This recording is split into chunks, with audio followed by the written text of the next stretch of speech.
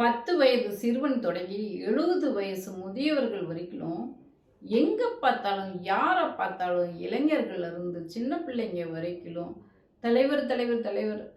கூலி படம் அது குறித்தே தான் பேச்சு. அப்பா கேட்டு மாளல. அது அது குறித்து தான் இந்த காணொளியில பார்க்க போறோம். காணொளிக்குள்ள போறதுக்கு முன்னாடி நம்ம திராவிட பேச்சரங்க சேனல் சப்ஸ்கிரைப் பண்ணிக்கோங்க. நன்றி, வணக்கம். அதாவது கூலி படம் சூப்பர் ஸ்டார் ரஜினிகாந்த் நடித்தார். லோகேஷ் கனகராஜ் இயக்கத்தில் அனிருத் மியூசிக் போட்டிருக்காங்க. சென்ற வாரம் ஆடியோ லான்ச் வெளியானது. அது எல்லாத்துக்குமே தெரியும். அந்த ஆடியோ லான்ச்சே எந்த அளவுக்கு ஹைப்பானது, ரசிகர்களால் எந்த அளவுக்கு கொண்டாடப்பட்டது என்று அனைவருக்கும் தெரியும். இப்போ ஒரு வழியா 14ஆம் தேதி படம் ரிலீஸ் ஆக போகுது.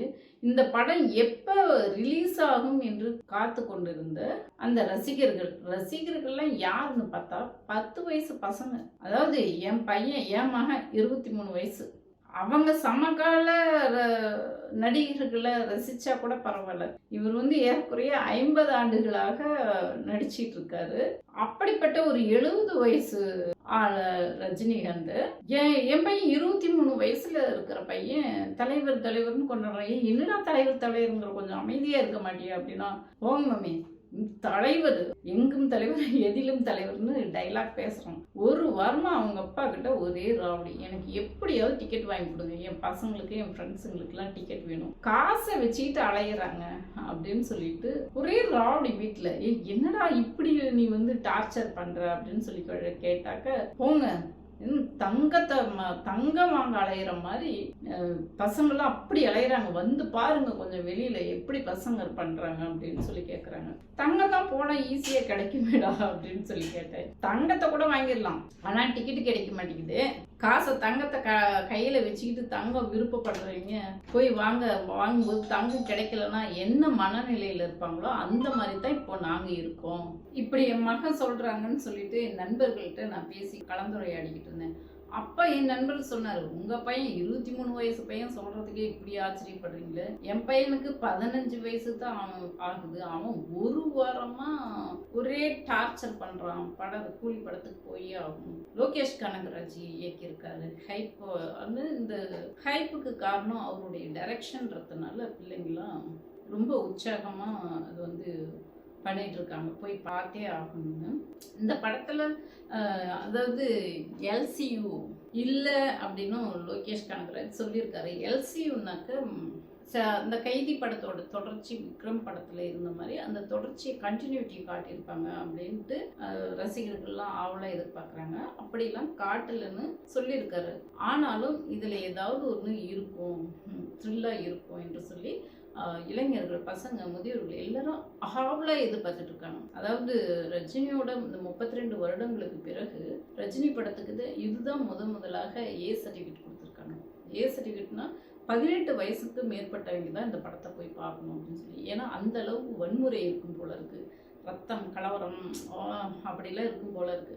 அதனால ஏ சான்றிதழ் கொடுத்துருக்காங்க. இந்த படத்துல பான் இண்டியா படமாக இது உருவாக்கி இருக்கிறதுனால அமீர்கான், ஹிந்தி நடிகர் அமீர்கான், அதில் ஒரு டாப் ஸ்டாரு.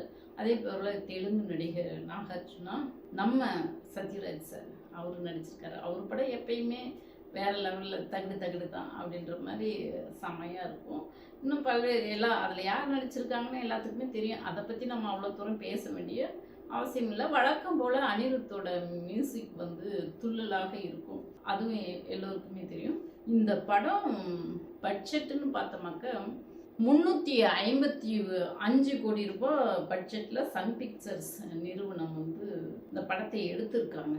இந்த படம் விற்பனை, திரையரங்க உரிமை, சேட்டலைட் உரிமை மற்றும் ஓடிடி உரிமை, இதுக்கு எல்லாத்துக்குமே சேர்த்து ஏறக்குறைய 530 கோடி ரூபாய்க்கு இந்த படத்தை விநியோகம் பண்ணியிருக்காங்க. இதன் மூலமாக சன் பிக்சர்ஸ் கலாநிதி மாறனுக்கு எவ்வளவு வருமானம் பார்த்தா, இந்த ஒரு படத்திலேயே 175 கோடி வருமானம். இதுல நம்ம ரஜினி சாருக்கு, சூப்பர் ஸ்டாருக்கு என்ன வருமானம்னு பார்த்தா, எவ்வளவு சம்பளம்னு பார்த்தா 150 கோடி சம்பளம்.